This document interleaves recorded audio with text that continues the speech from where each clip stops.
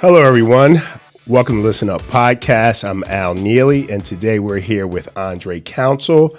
He's a historian, an author, and a business consultant. Say hello to everybody, Andre. Hello, everybody. Glad to be here.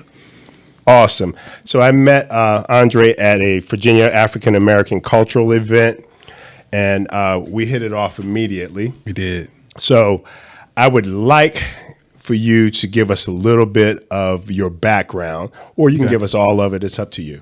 Okay.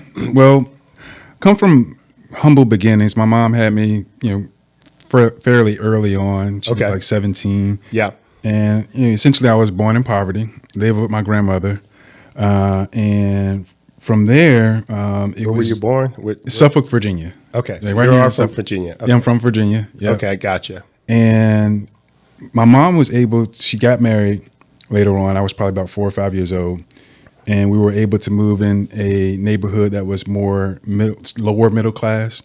And then we moved to another neighborhood when I was probably about 13 to a mostly white neighborhood, right? So I was able to see the differences in the communities as we moved.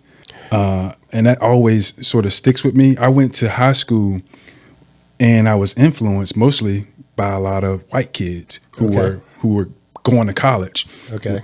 I was also influenced because I had moved to Portsmouth by then, right? Yeah. And so we are also influenced by a lot of kids who were going to college. I got into ODU without even having an interview. But most of that reason was because of who I was surrounded by. I was taking advanced classes, that sort of thing. But then I played basketball. So I also had football. So I also had people who looked like me, brown, black people, black men who were around me who didn't have that same experience. Gotcha. Right? Because of where they were from. Was your father absent or? I had a stepfather. Okay. In my life. Okay. I had a stepfather. My biological dad gave me up for adoption when I was 4. So he kind of abandoned me, walked out on me. Okay. Do you feel like that's what he did? Abandon you? Yeah. I mean, I know that's a pretty strong word, but I think it fits. I think now his intentions may have been motivated by different things, right? But at the same time, and having gone through what I've gone through, I look at it like I would never do that to any of my children, and maybe that was because it was done to me. Okay, so, gotcha. So yeah, but just as far as a little bit more about me, I went on to college. I was joined the United States Army. I served in the Army for 5 years. I got to live in South Korea to see another completely different culture.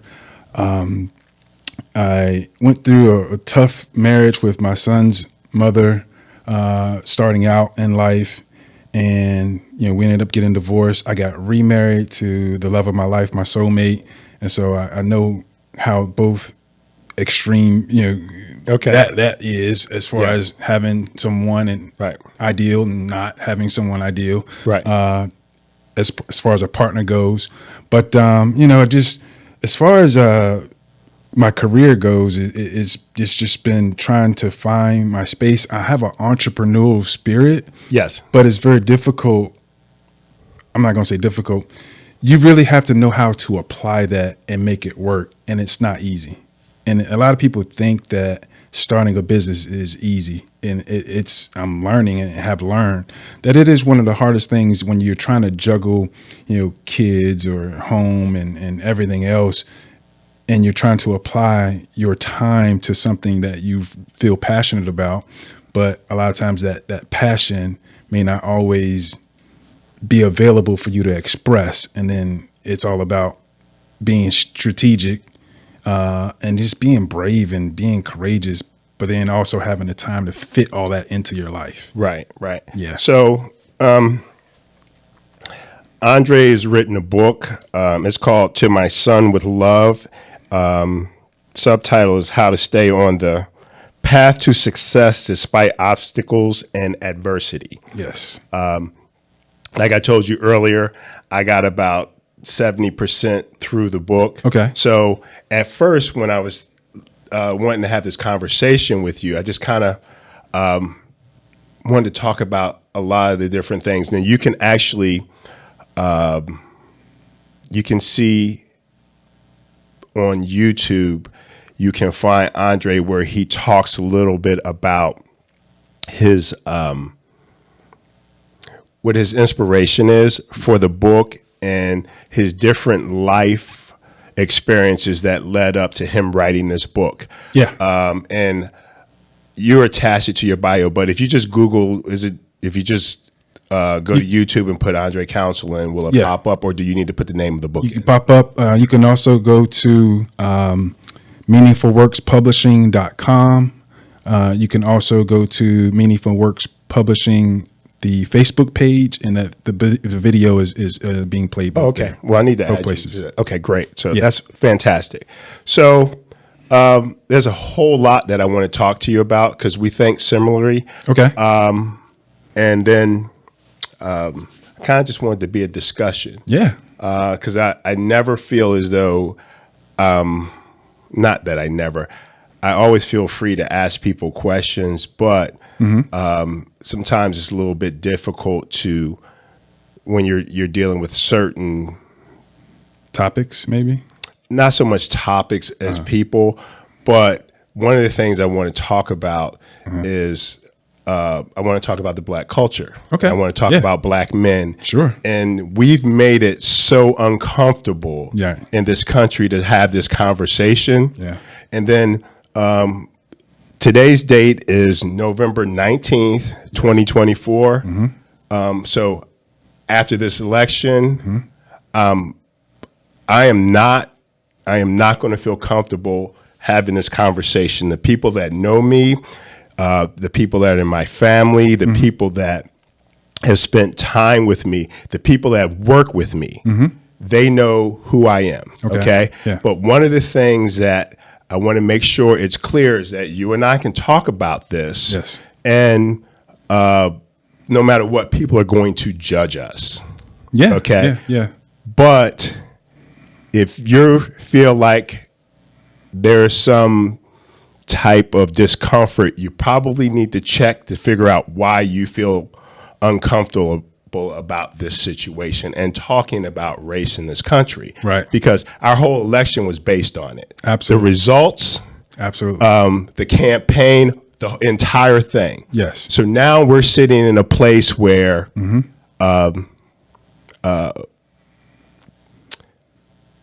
we may be having to redo all of this foundation that was put in place from a movement during the 60s. We may have to wind up readdressing all of this. Right. Okay. Going back. So let me just talk about it. Let me ask you this. Yeah. Yeah. All right.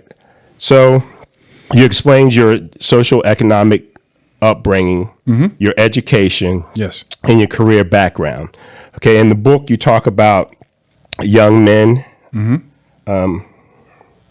How do we get young men to change the way that they're seeing their environment? What do you feel would be important, and what's necessary for that to take place? Yeah. So there's a saying that goes, your environment will always trump your will.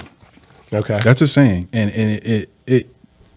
it's true to a certain degree. So what you have to do and what we have to do is we have to change the mindset by exposing these same kids to things that appear outside of their environment. And what I mean by that is, growing up, right, if the exposure that I had was very similar to what a white kid might have in the suburbs, but it was because of my grandmother and my mother introducing a different lifestyle than the kids who might live next door to me or what they experienced. And so I do thank my mother for that. In that, What type of work did your mom do? she worked for the She worked for the Navy. Worked for the government. Okay. For 20-something years. Okay. And I thank her for that because, and my grandmother, she would always have these conversations with me, and she lived in lower income areas, and I spent most of the time with her growing up. I caught the school bus from her house, went back to her house after school, and she would always tell me, and there were kids selling dope and stuff like that, and she would always tell me, you're not going out there. You don't go out there.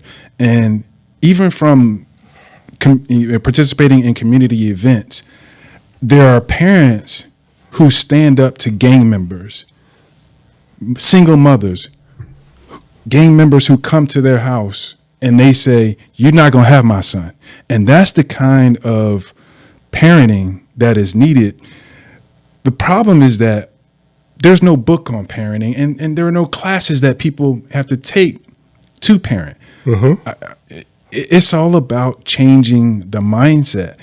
And you're fighting a battle against culture. You're fighting a battle against music that tells you and identifies who you are, and then you identify with that character.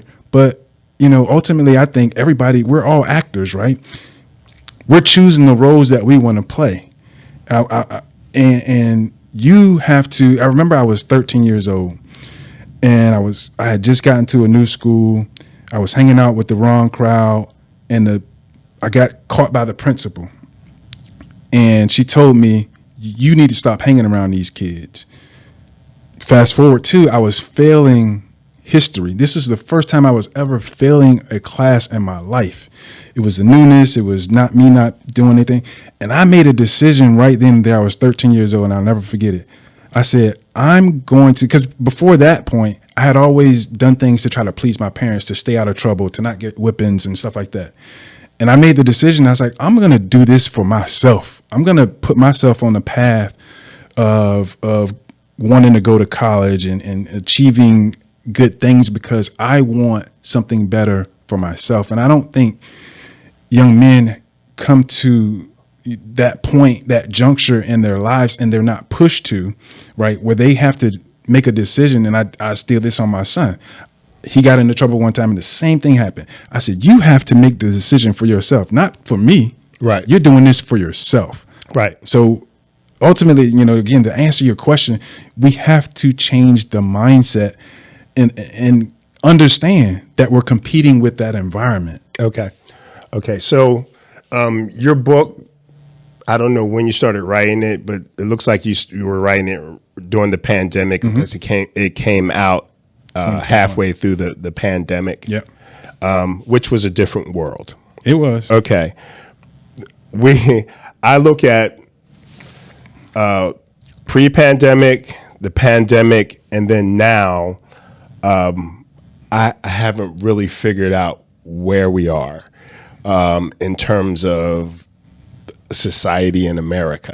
And it has yet to be defined, but it's coming. So we basically, from the time your books come out, we've changed twice in our culture.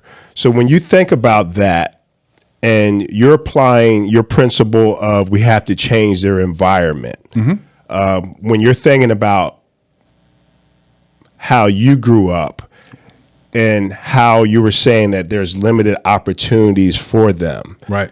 how would young black men put themselves in a place?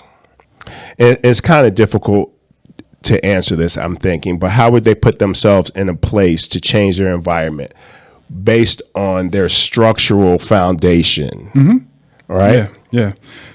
How do you think that would take place? So I think we have to make sure that we understand the history of black people in this country, because Machiavelli, and I don't know the quote verbatim, right? Yep. But he said, in order for us to look to the future and understand the future, we must consult the past, right? Our past are a direct connection to the present and the future. Frederick Douglass said, if you do not know your history, you are not well. You're not a well person. You're unhealthy if you do not know and acknowledge and understand your history, right? So I think we have to understand the history of this country. What is the history of this country? Which means that black people have been marginalized. Black people have been wronged in so many ways. And I had this discussion with a gentleman that I served on a committee with. He's a white guy, older white guy. And we both came to the conclusion after talking about this, that what we see, and I'm just going to specifically talk about young black men who you see on TV, on the news every night. This person murdered this person did this person. These young men were put in these environments due to the unfair and draconian legislation in the United States, the unfair treatment in the United States, from the point of slavery all the way, and there's a social evolution that you have to understand, but from the point of when there was slavery all the way through 1960s, think about that, right? So we were said to have been freed in 1865 or 1866, Juneteenth, whenever you decide that they declare us to be free.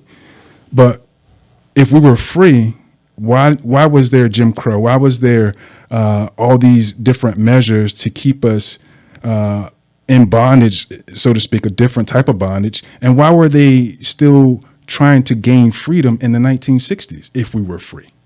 We weren't free. That's a misnomer. That's not true. We weren't free. And just to fast forward, like I was saying, that I was having a conversation. How does it affect today?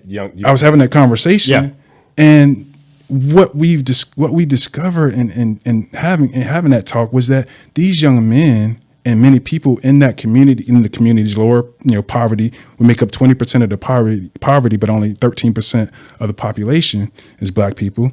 The problem is that these environments were manufactured. They were manufactured, right? There, in economics, there's this thing called the invisible hand. The invisible hand is basically, it's a capitalistic term.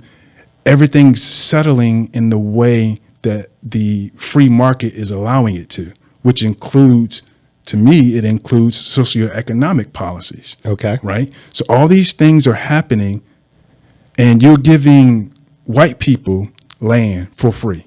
You're giving white people who are immigrants land for free, while black people continue to struggle. We're getting lynched. And even when they tried to excel, to thrive, you burnt down their towns, as in Tulsa, Oklahoma, as in Wilmington, North Carolina. You burnt down their homes. And not only does that have an effect on the people whose homes you burnt down, the printing presses that you burned down, but it sends a message of deterrence for anyone black to even try to aspire, right? Okay. And I think that has led to where we are today, which is young black men seeing themselves as, this is my only opportunity to live life. It's a sense of hopelessness. It's a sense of, this is my only path. The only way to live life. What are you talking about? So I saw this young man on TV 2 days ago. He got a 16-year prison sentence for selling fentanyl, and he had guns in his house or whatever. That's the life that he chose to lead, right? Why did he choose that life? Why did he think that there was no way for him to go to college? I think young black men, and it starts very early on in life, as far as what you're introduced to, your surroundings. Okay. I knew a young lady. Go ahead. I want to say something. Okay, go ahead. So before I lose my train of thought, you're talking about this, and this is something that I think about often. Yeah. I research it. Mm-hmm. Okay. You're right. It's an issue with the black community. Yeah. But if you take a look at what just happened, it's not just an issue with the black community. It's an American issue. Oh, absolutely. It's the entire culture is set up so that, well, first of all, you need to understand where it is that you live. We live in a capitalistic society. Sure. Okay. Mm-hmm. So, the money elites Yeah, and the oligarchies run this country. they do. Okay? All right. So, and it's always been like that. Okay? But in the American culture is embedded violence, True. constant. So Yeah. you can embrace violence. It's used quite a bit to intimidate and to get what people want. So, yes, it's part of the black culture, but the truth is, it's the entire American culture. It is. Okay, we are the most armed country. Yep. Okay, 300 million. Okay, we feel like every time there's a conflict, personal or whatever. And you know what? The funny thing about this is you kind of addressed this in your book. Okay, I'm gonna use it. Take a little section out of your book that you were talking about. Yeah. The incident that you had when you were you just wanted to give the girl a card. Yep. Okay. Yep. And this is a typical example of what takes place in this country. Absolutely. Doesn't matter what race you are, okay? If you are at a certain socioeconomic level, this is how you think. Okay, so you gave her a card, all right? And her boyfriend saw you doing that. You had no intentions. Am I correct? Zero intentions. I'm Yeah. kind of paraphrasing your Zero story. intention. No, you're absolutely right. You're on So you tried to explain that to him. There was no having a conversation with him. Nope. Am I correct? Yep. Okay. He started cussing me out. Yep. That's exactly where we are right now in this country. Okay. We cannot have a conversation. Everybody wants to put a gun in your face and everybody wants to show that, okay, I got a gun on Facebook. You know what? Everybody's got a gun in this country. Right. Okay. Right. All right. So what happens to the conversation? Okay. And your story, talk about what happened in that story. Yes. So you'll see what I'm trying to get, what's unfolding here. Yeah. Go ahead. Yeah. So he begins to yell at me, and I go back and forth. So I leave that premise. We get broken up. We were going to fight that day, that night. I leave. I see a couple of friends of mine at the convenience store up the street, and he was like, "What happened?" Because I was probably a little excited or whatever. What's going on? What's going on? And so he was like, "Oh, I got my gun right here. We can go handle that." Your friend. My friend. Your friend. Okay. My friend. All right. So that's the immediate thought. Yeah. That's the immediate thought with Americans. Yes. Okay. Yeah. Somebody Let's handle it. So let's handle it with a gun. I want to shoot. Somebody cuts you off in traffic. Yep. Okay. All right. So keep going because I want to go to the deeper problem. Okay. Okay. But I wanted to set this up because you kind of addressed it, and I actually want to go a layer under what you were talking about. So go ahead. Okay. So we go around, and where they were, and in a neighborhood adjacent to it, there's a wall that separates Okay. where they were partying and where we Right. were. Right. We could see through the fence. We could see them. And we could see them very clearly. And my friend pulled out his gun, and he was gonna start shooting. And I stopped him, and I told him, I was like, "Man, it's not worth it. Like this work. I don't even know this girl. I barely know this girl. It's not worth you getting in trouble, me getting in trouble." So we walked away. And I don't know if you want me to stop there. No, Me. no. I want you to go because this Okay. is a microcosm of the entire country. But go ahead. But if you listen to the narrative of that, the influencers or people that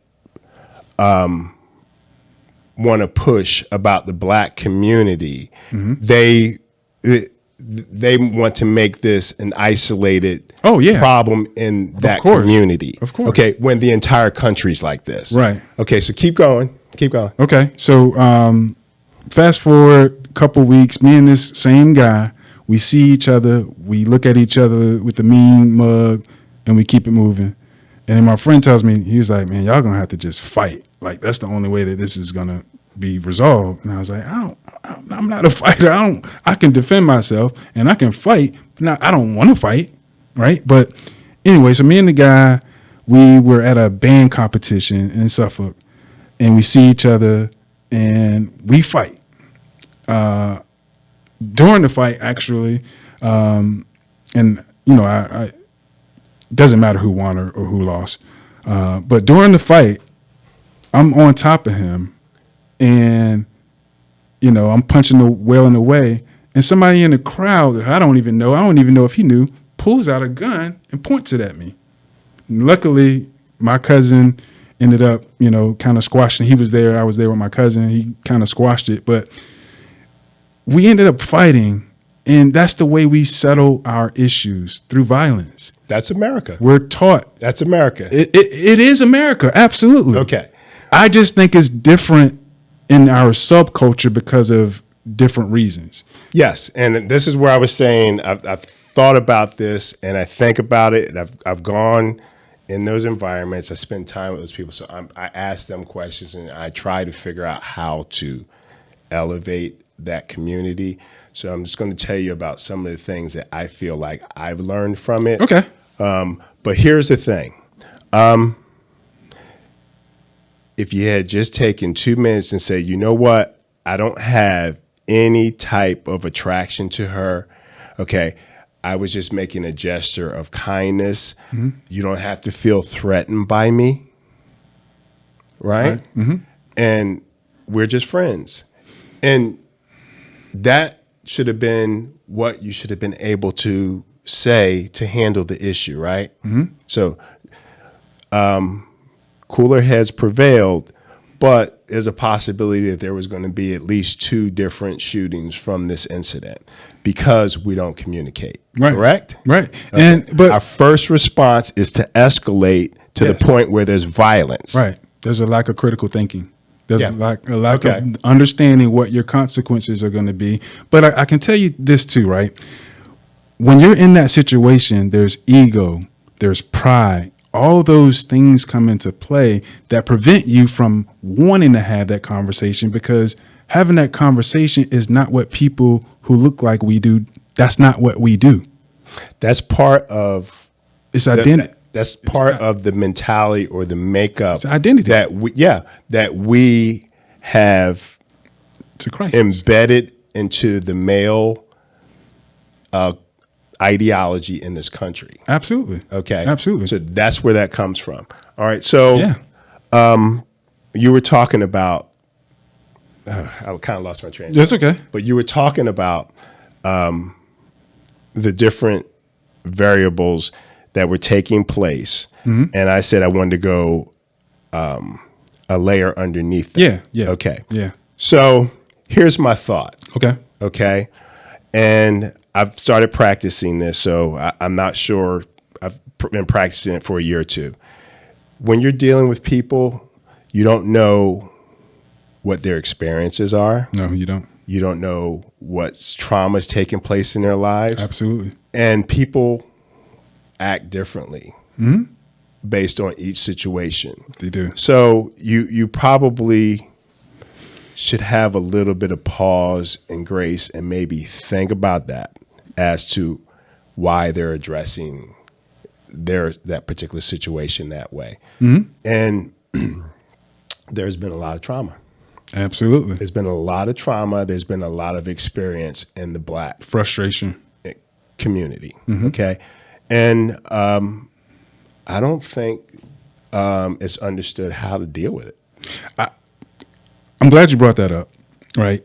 So I'm going to say this, and I mean this. So I mean this from the bottom of my heart. And this is the problem that we have. Right. Is that things have to be fixed socioeconomically. There's no other way. And as a matter of fact, Martin Luther King, this was the direction that he was going to explore before he was assassinated. Right. He spoke about that. Right. He actually had regret about how integration or disintegration, right, had such an effect on white America in a positive manner, because we, instead of patroning our Black businesses, we began to patron white businesses.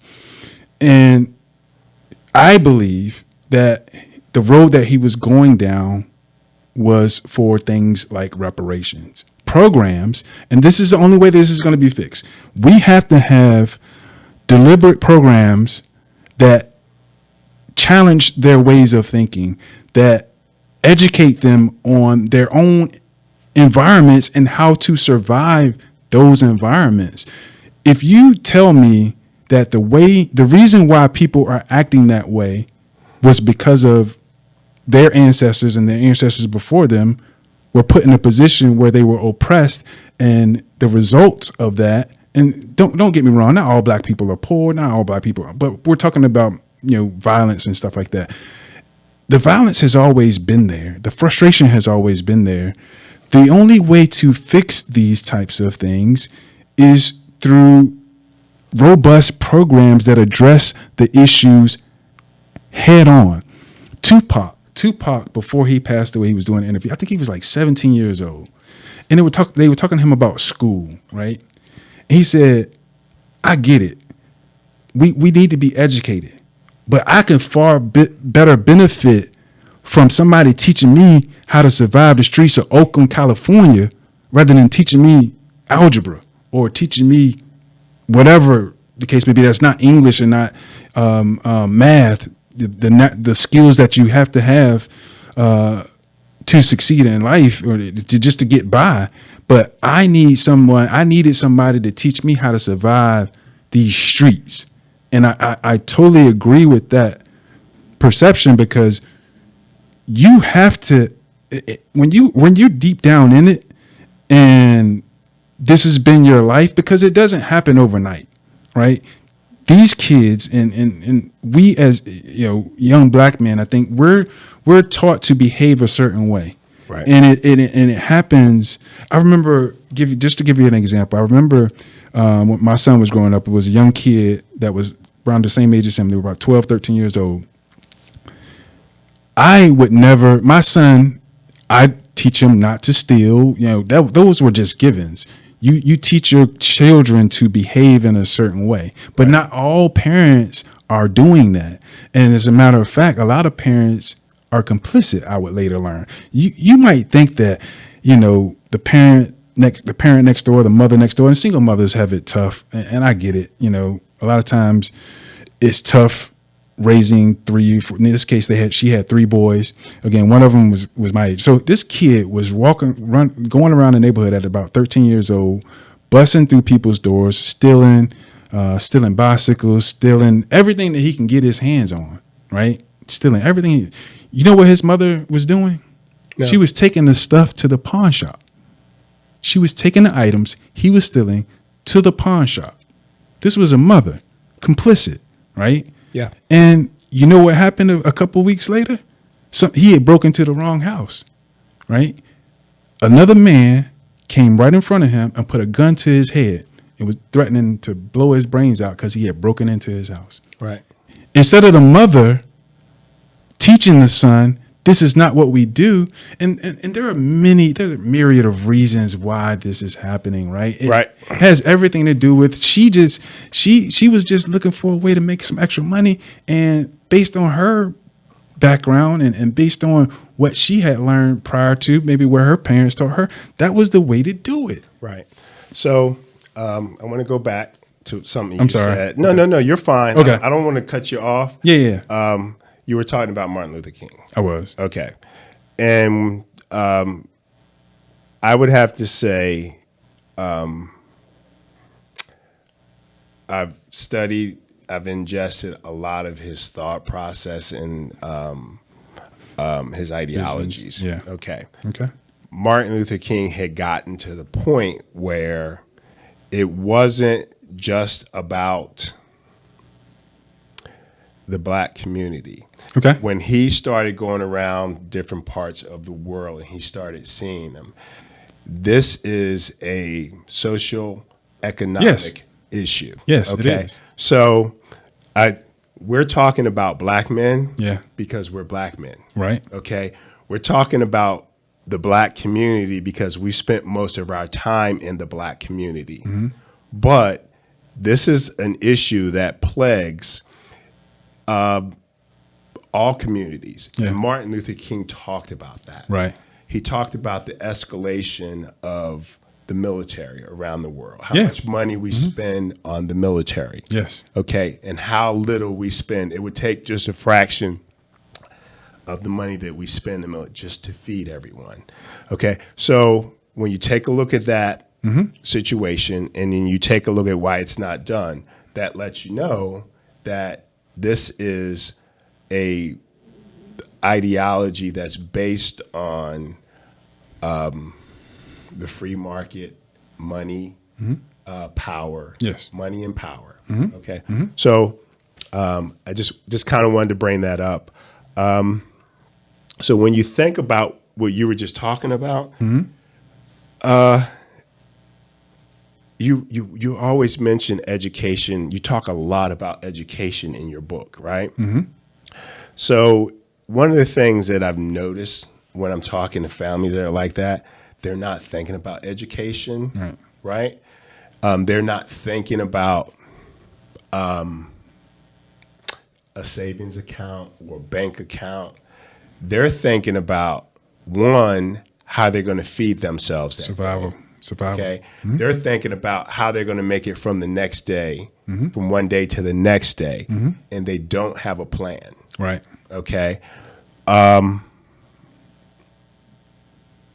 of resources. A lack of resources, and they can't figure it out. So they're living their lives day to day. Okay. And of course, it's difficult for you to think about reading a book and educating yourself when you're hungry. That's true. Okay, that's just not your first thought. Okay, so you've been blessed not to have that issue. I've been blessed not to have that issue. So I think it's made a difference. One of those things that made a difference.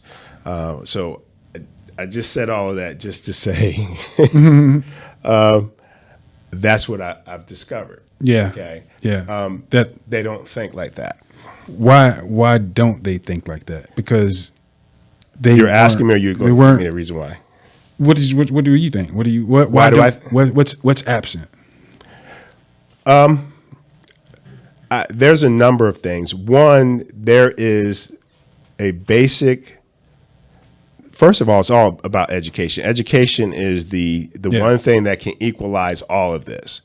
But some people are comfortable. Some people don't have the willpower. I think you have a willpower, and I think you have the desire. I do to stay persistent on something. Some people cannot. Right. So I think you have to factor in quite a few things. You have to factor into trauma. You have to factor in sexual abuse. You have to factor in just the fact that there's a lack of resources. Those are your issues for basically why this happens constantly. Yeah. Okay. So, and then there are a few people out there that can have a conversation and put together content that's a workable plan for you to get out of that situation once you are. So, and I think that's what you were trying to do. That's what you've been spending most of your time trying to do.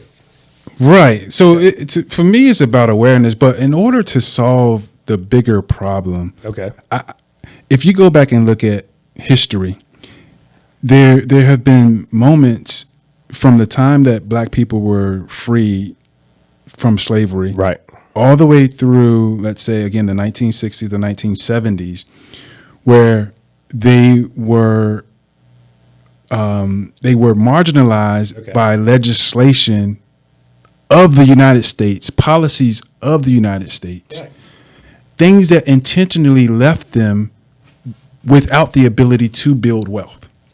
Without. You ever heard of what happened to the GIs in World War II?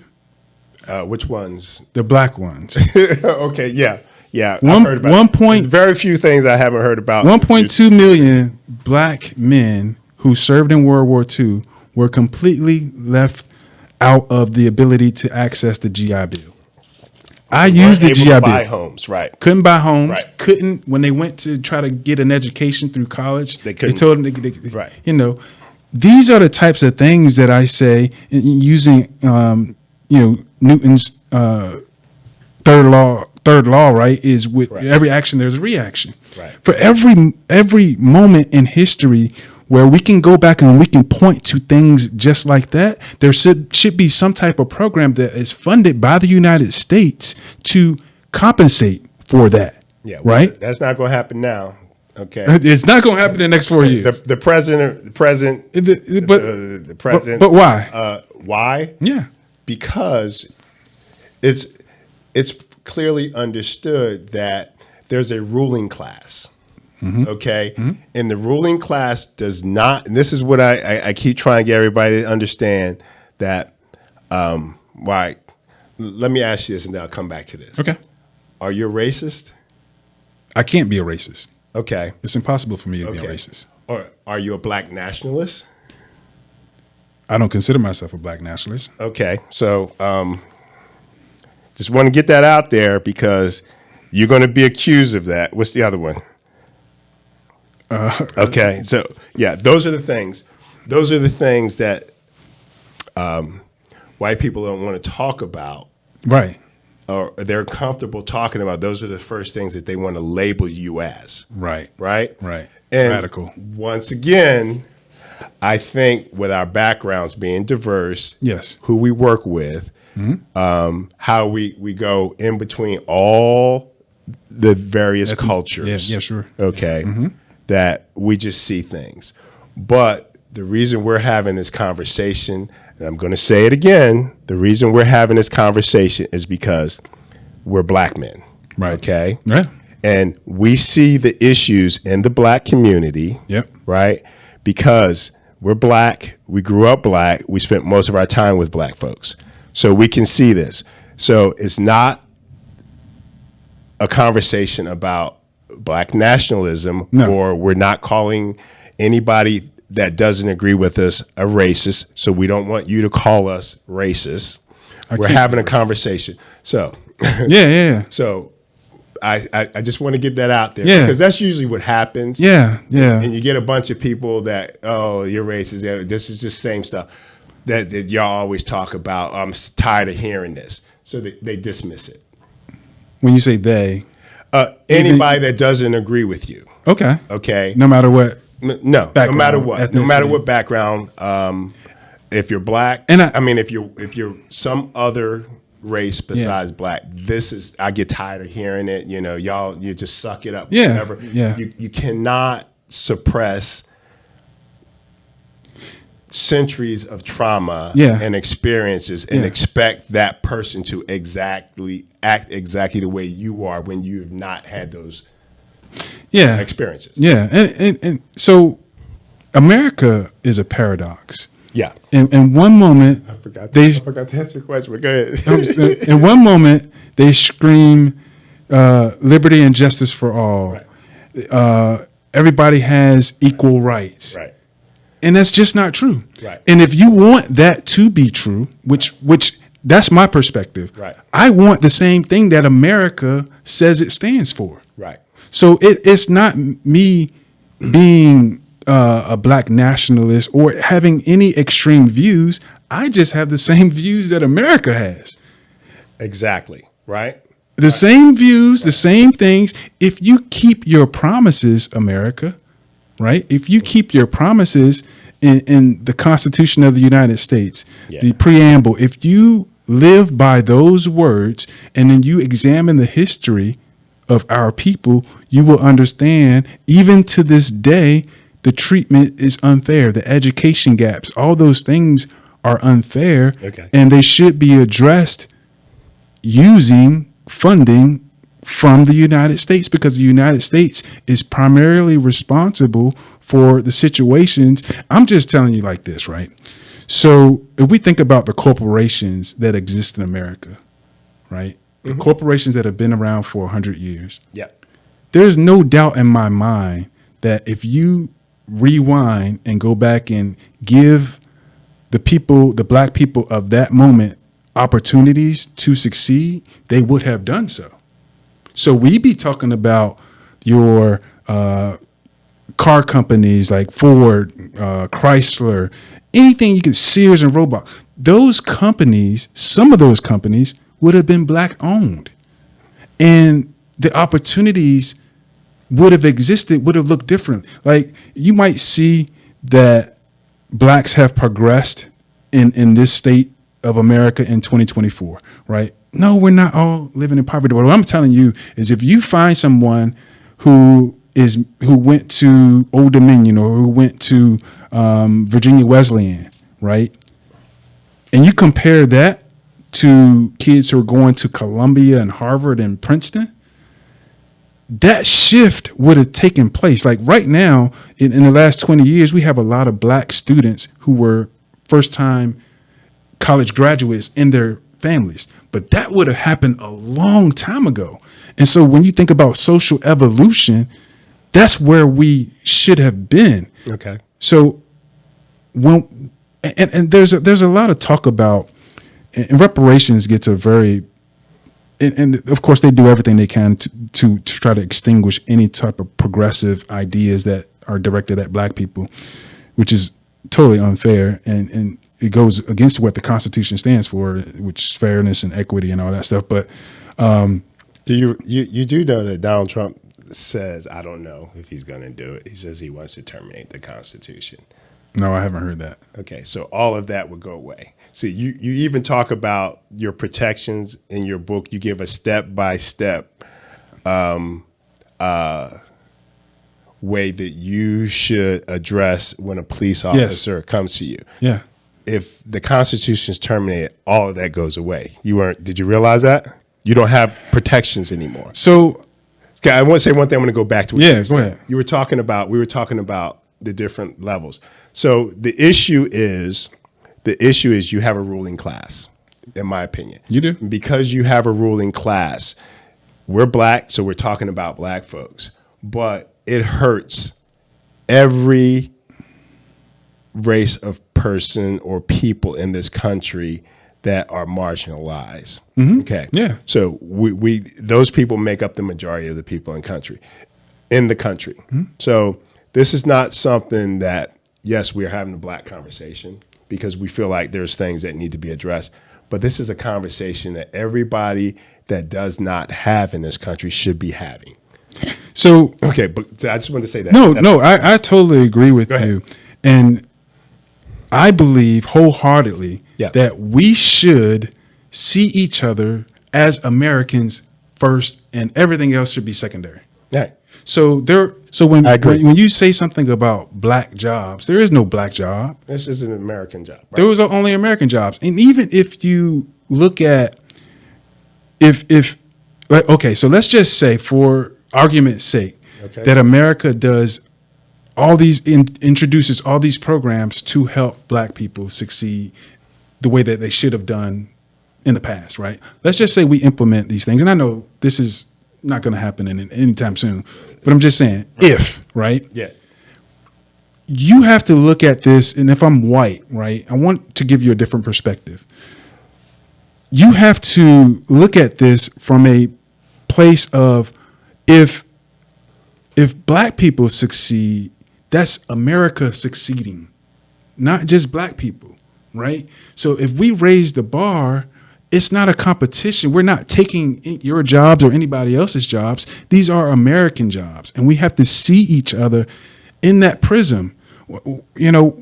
And I know we're all look different, and because of our historic, makeup, historic makeup, but context, right? The historic context of the way people have been treated in this country, it kind of makes it okay to continue to treat people, to continue to look at people like that. Right. They say, pull yourself up by your bootstraps, and they give you all these, different suggestions on how you should succeed as a black folk, especially on that side, on the right wing side, is that their whole notion is that you should make better decisions, and if you've never been in that situation before. Yeah, that's another thing that bothers me. People that never been in that situation have an opinion. don't experience.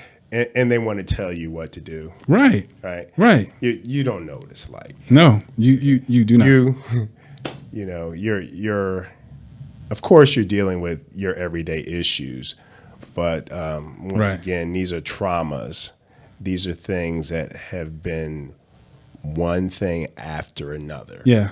for decades. Yes. Okay. Yes. That your family has had to endure. Yes. Right. And we Yes. all have had that older person, well, especially probably you. Yeah. I have people that are from, my family's from here, even though I grew up in Philadelphia. Okay. I do have family from here. Okay. So you've had, you know, the older uncle or Mm-hmm. the grandparent tell you about things, what they couldn't do and they could not do, Right. or they were just afraid, Mm-hmm. right?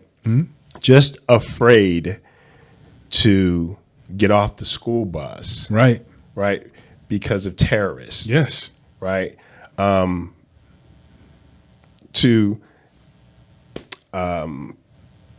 I just did a podcast with Carlos Moreno, Okay. the author of Victory for Greenwood. Okay. And just the fact that a riot, they said it was a riot, started because a young man had a conversation with a white woman in town. Yeah. Right? So those are the things that you hear. Those are the traumas that you hear. Right? So it kind of goes in one ear and out the other. You know, you can't let it upset you because everybody's going to have their opinion about it. Sure. But it would be nice if we got to a place where, you know what, you should handle your own family things, you know, as opposed to trying to tell somebody else what to do. Yeah. I mean, but from their position, it's so easy to do, right? It's almost like a parent and a child. Well, it's a preconceived, I guess, ideology that's embedded with incorrect information. Oh, absolutely. Right. The inferiority complex. It's all embedded with incorrect information. Yeah. Yeah. Go ahead. And not a strong perspective on history. I think a lot of people, it was amazing to me to find out that so many people were not aware of what happened in Tulsa, Oklahoma. I understand why. Yeah. But, you know, I saw Tom Hanks do this video on social media where, you know, he was so appalled and he was so surprised. I'm like, that's just such a small piece of a bigger puzzle, right? Yeah. That if we only knew, if everyone knew the truth in its entirety, Right. I think minds might change, hearts might change. And that's why they want to do away with any sort of progress. Every time there's any they sort of wanna progress. take books out of school. Yeah, that's why. Or you want to do with the DE DI, yeah. things, which Squash that. right, They don't want to do that. any of the programs that help to educate, right? Why do they want to do that? Why is there such a... Because the ruling class wants to retain power. So the ruling class, do you think the ruling class has anything to do with race? Oh, definitely. Okay. Yeah, Okay. it's definitely. Okay. We're definitely in a hegemonic society, Okay. right? Okay. And at the top of the hegemonic society are white men, Yeah. Yeah. Okay. Yeah. Yeah. and that's it. Yeah. They you know, fear is a very, very strong Right. emotion. Right. It makes you do things and it gives you justification for thinking the way that you think. And Right. it allows people to say, well, I'm going to vote for him regardless of anything that you can say that would be negative for any person running for office, any person who is in leadership in a position. I'm going to vote for him Right. because of inflation. Right. That I mean, that's just not true. Right. How can the wealthiest people in America, when we're talking about ethnicity, white people, right? That you have more resources Well- than anybody else in this country. Yet you're telling me that you're so affected by inflation that you're going to vote for Trump That's regardless. I don't think that's what they're saying. I think that in fact is true, but what they're saying are the people that are struggling, which is the impoverished, the lower middle class. Okay. What they're saying is you are struggling because of, immigration, the policies. people coming to this country. Yeah. And all the while, they're not fiscally responsible. Okay. Who's not fiscally responsible? The people that are running the government. And Okay. It doesn't matter. Yeah. It doesn't matter if they're Republican or Democrat. I'm neither. Me either. Okay. But neither are fiscally responsible. Right. So if you look at the programs, right, just the programs and the incentives, what motivates these candidates to do what they do? One person, Power and money. One person wants to do Right. everything that he can for the wealthiest people in this country. Right. Regardless. Right. I don't care what color you are. Right. He doesn't Keep the care. ruling class wealthy. Yeah. Right. Yeah. Okay. And for me, for me to understand that certain people cannot see that or see through that, it would be unfathomable for me to just take that on its surface. I know for a fact, well, I'm not going to say I know for a fact. I feel very strongly that I could factually bring evidence to point to the fact that these people voted for Donald Trump because he hears them, he attaches himself to white supremacy, and that's their motivation because they know that he's going to preserve that white nationalism, that white superiority in this country. And it's always been that way, and they've always thought that way. Not all of them, of course, but obviously enough of them to vote him as president. Right. I'd have to be honest with you here. And I never thought we were in this place. But after what just took place with this election, I would have to say we're amongst probably the top racist and misogynistic countries in the entire world. Number one. I don't know because I haven't been in the rest of them. That's true. But Of this advanced election, culture. This election was a referendum on those things. Oh yeah. Because I feel like your price of your eggs are going to go up. Your gas is going to probably go down. And the reason your gas is going to go down because he's putting a bunch of oil people in his cabinet. But that's just my opinion. Yeah. And I hope I'm wrong. Right. But I thought we were different. And you just look at Hope. who voted and who voted for what. Hope. And that's the conclusion that I've come to. Right. And people try to use the excuse of those same things, but no, you want to stay in a position of power and privilege. Right. And that's basically what it is. Yeah. That's has everything to do with abortion. Right. So 1/3 of the country. Here's the thing: 1/3 of the country didn't participate. Yeah. Okay. Mm-hmm. So 2/3 of the country did, and the slight majority of the 2/3 of the country that voted for it feel that way. Yeah. Okay. So, but that was one thing that surprised me. The other thing that surprised me was there are so many people that are just disinterested. 1/3 of this country don't care about voting. Yeah. Isn't that nuts? Yeah. How do we live and how this affects your life? It's nuts for me, and a lot of people. Actually, a lot of people that voted had to be pushed and moved to vote. Right. I heard of situations and stories where I voted because my girlfriend told me I better vote.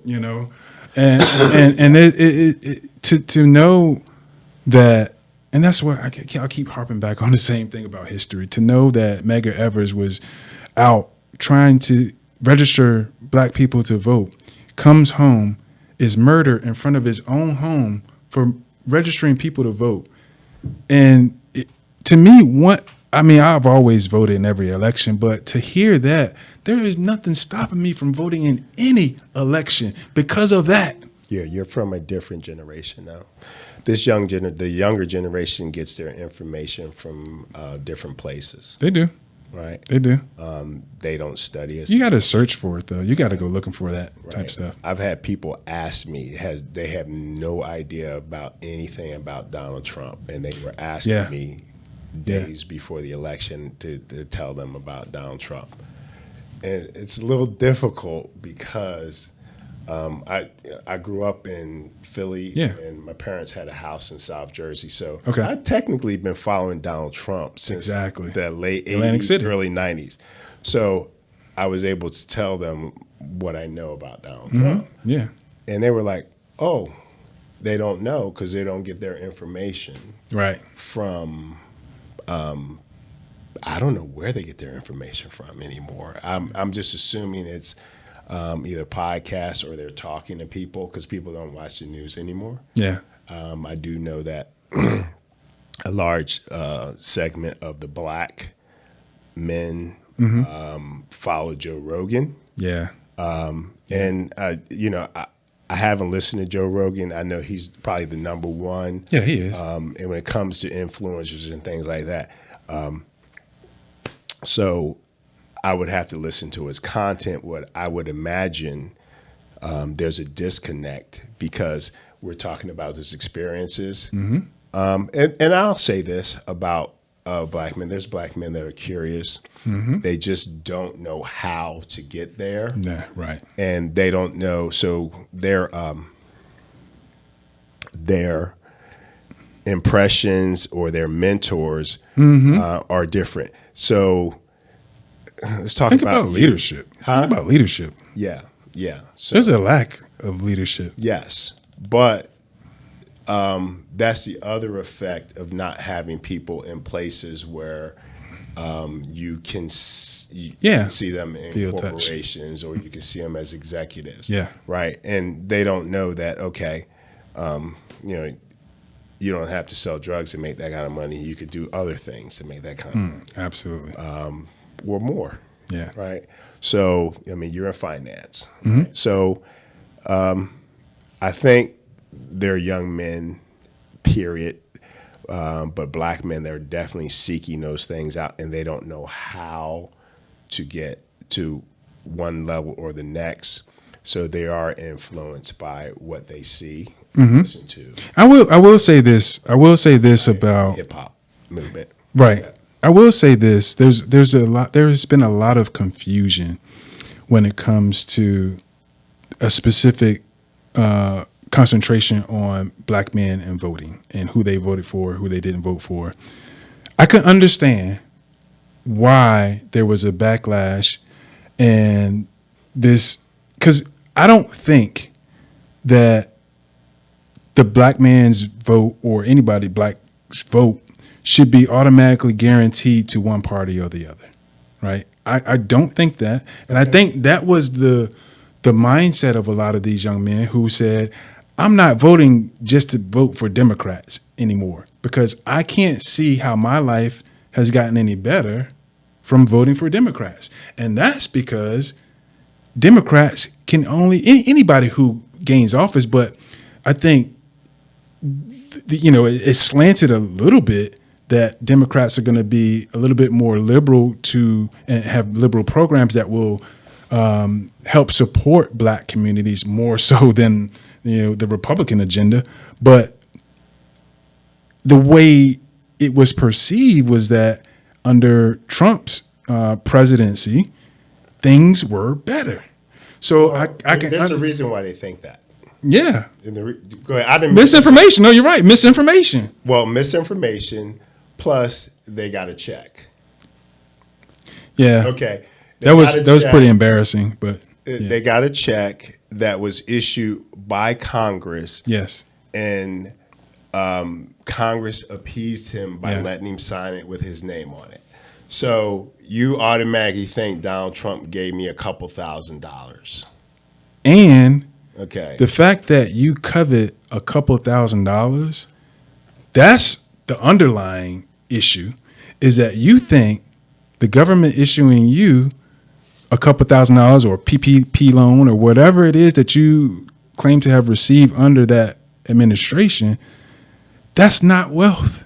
You're not going to build wealth with $2,000, or you're not going to build wealth with that mentality of thinking that you were awarded $2,000 and somehow that makes him a better candidate than the next candidate. That's the whole socioeconomic underlying reasoning for why we think the way we think, or why some people think the way that they think. Right. That's true. You also had his surrogates going into the black community, which they didn't do with Joe Biden. And probably couldn't because of the pandemic. Right. But you have people like Vivek Ramaswamy. Right. Going into, like I said, I'm from Philly, so I try to keep in contact with what was going in my hometown. Gotcha. He was going into places. Really? Philadelphia. Well, he went on the Breakfast Club. Yeah. Right. Yeah. And then you have Byron Donald. Yeah. Going into the barbershops in Philadelphia, and he was bringing people from different areas of the country that were black going in, and you're going in these communities. No one comes down there and talks to them. Mm-hmm. No one from a national level. So if you're having a conversation with them, they're going to be, well, this person knew me enough to come down here and talk to me. Yeah. So they're going to think that there's some interest there. Mm-hmm. But all this comes back to education. Yep. Right? So if you don't read, you don't understand what somebody stands for. And I agree with you. And here's the thing. I don't think you should vote straight ticket one way or the other. No. You should vote your interests. Mm-hmm. But the system is so lopsided that you only have a choice to vote between one of those two. Right. Right.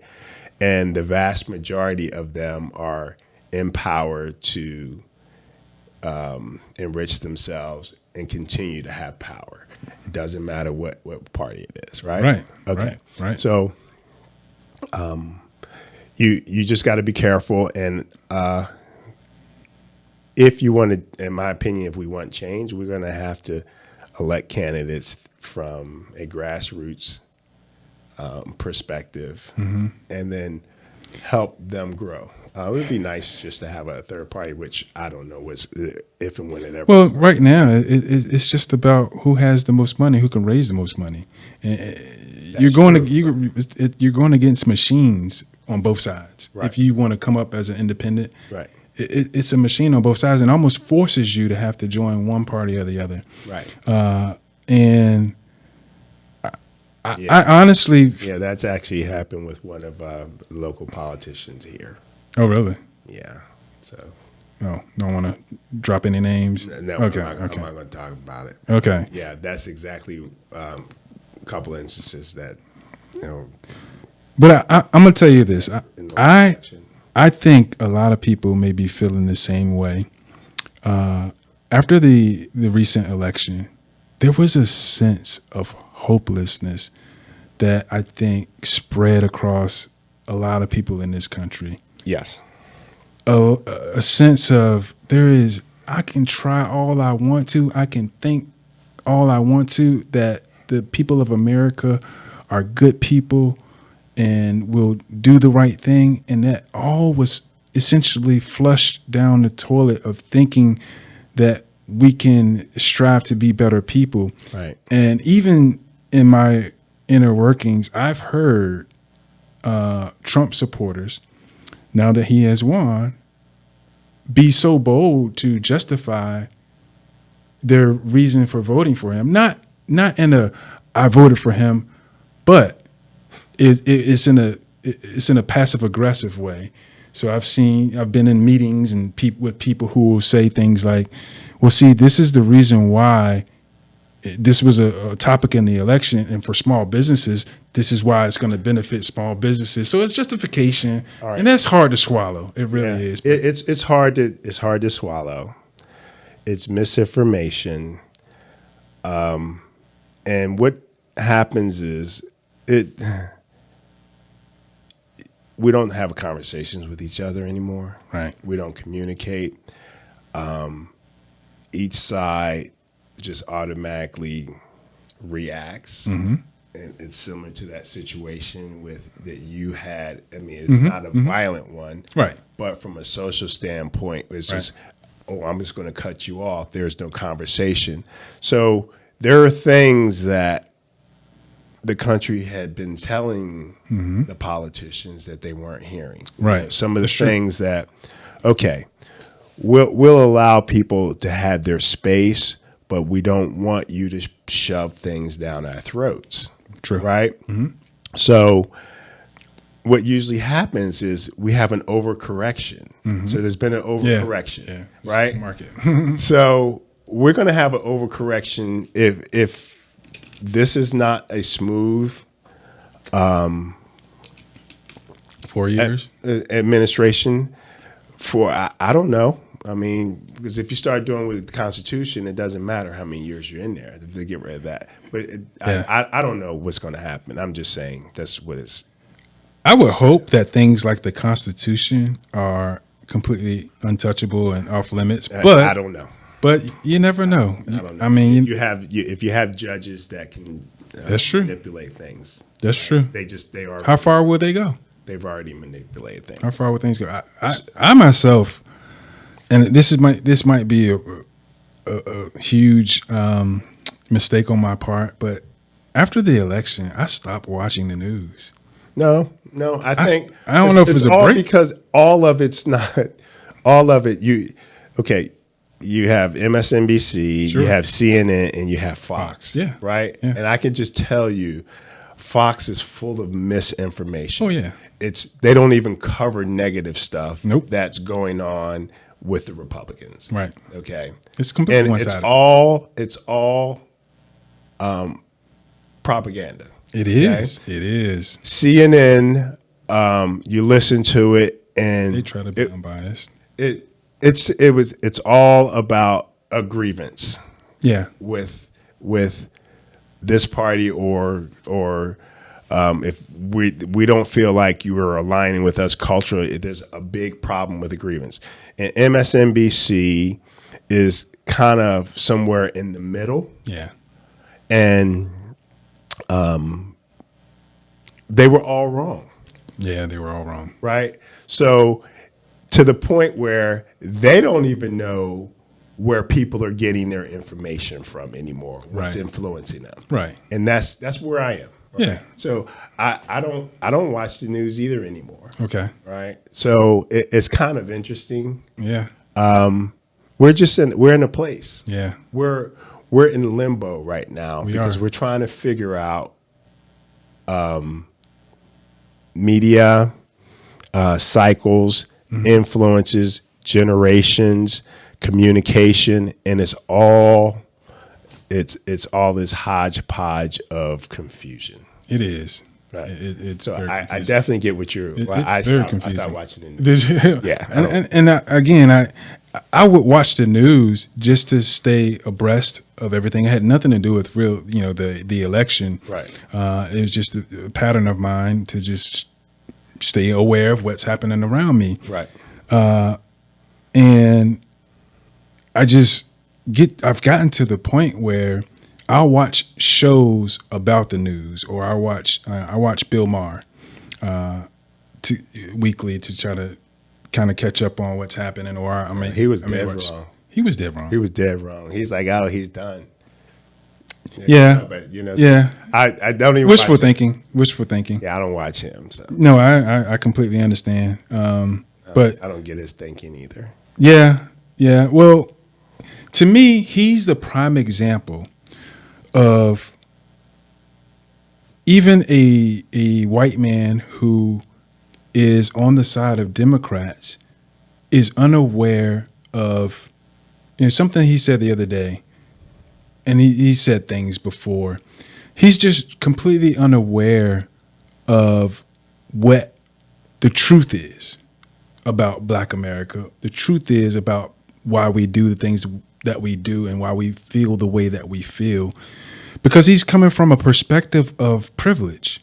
And when you come from that perspective, it's very difficult for you to even express empathy, because your plight has been totally different Right. than the next person. Right. I can tell you, just I have to go to a white person to get permission or get granted permission for anything that I want to achieve that is extraordinary. If you are a business owner, if you want to go get funding, who are you going to go talk to? If you want to learn about a specific business, Right. who are you going to learn that from? And when they see you, they judge. They have expectations.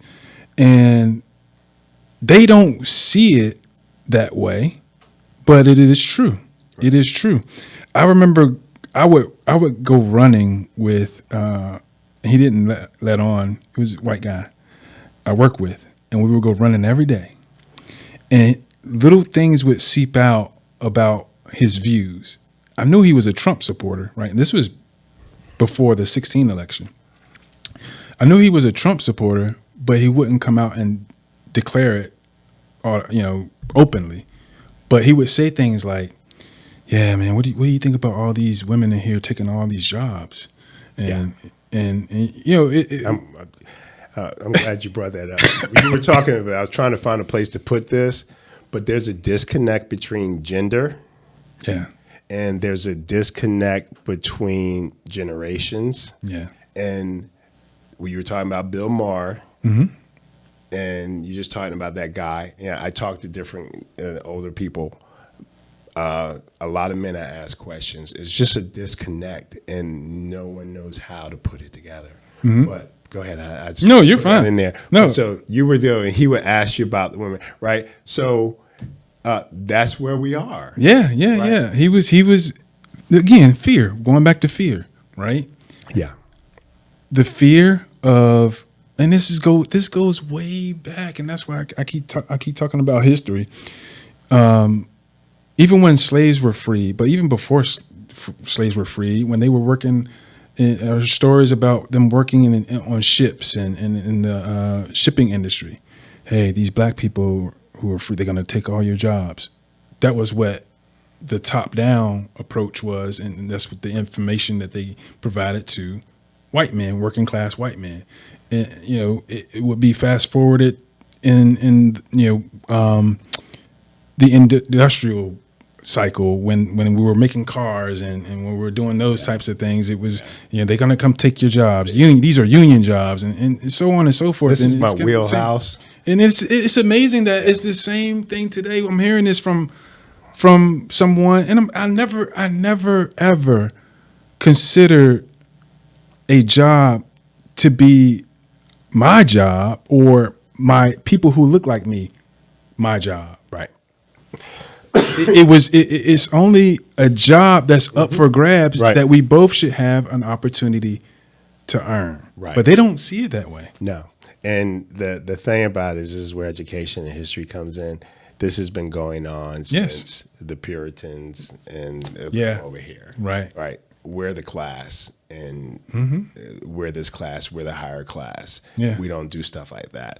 Then it just you can go down the list. Right. Okay. The Africans. Yeah. The Asians, which they're talking about deporting the Asians, the Irish, the Italians. It just keeps going down. Okay. Did you know? I was reading something the other day I found astounding too. Is like they were talking about how, And now the Hispanics. Right. Yeah, go ahead. I agree with you, because so it's almost like in the say 30s and 40s and 50s, immigration and those who immigrated from Ireland and a lot of those countries that you talk, Italy, right? They came over here and there was an identity that they had. They identify as Italians, as Irish. We don't see that anymore. They've assimilated and they've grown into, and it was almost as if to say that either you're going to be a white person in this country or you will essentially be nothing in this country. Right. And I think, to your point, Hispanics are also getting to the point where they're gravitating towards assimilation. They have more in common with the immigrants who are coming into this country than the people who are trying to keep them out. Yet they would rather vote for someone who was against their cousins and kinfolk, and because of the desire to assimilate. Yeah. You know what? I spent a lot of time trying to research and figure this out. There's an underlying layer of that. But we probably need to come back and talk about that. Yeah. But it's obvious why it is to me that's taking place. And it's obvious, even with the Italians and the Catholics, it's obvious why that's taking place. But Okay. I enjoyed this. I hope you'll Same come here. back and we can talk about it again. Absolutely. All right. Yeah. So everybody, listen. You can find him. Where can we find you at? You can find me on Instagram. Again, the website is meaningfulworkspublishing.com. My book is available on Amazon.com. Just put in the search "To My Son with Love." I have this grand plan to have a strong presence on TikTok, so I'm working on that, and so you'll see me there. You'll see me on Instagram. As far as my business goes, I work to help small businesses obtain funding, and so Veracity Business Financing is my business. You can search veracitybusinessfinancing.com, Veracity Business Facebook page. But I'm hopefully you'll see me everywhere. All right. So there you have it. Thanks for coming in. I hope you'll come back. Absolutely. So we can delve into it even more. Yeah. But everybody, just want to say thanks for listening in, and we'll catch you next time on Listen Up. Thank you.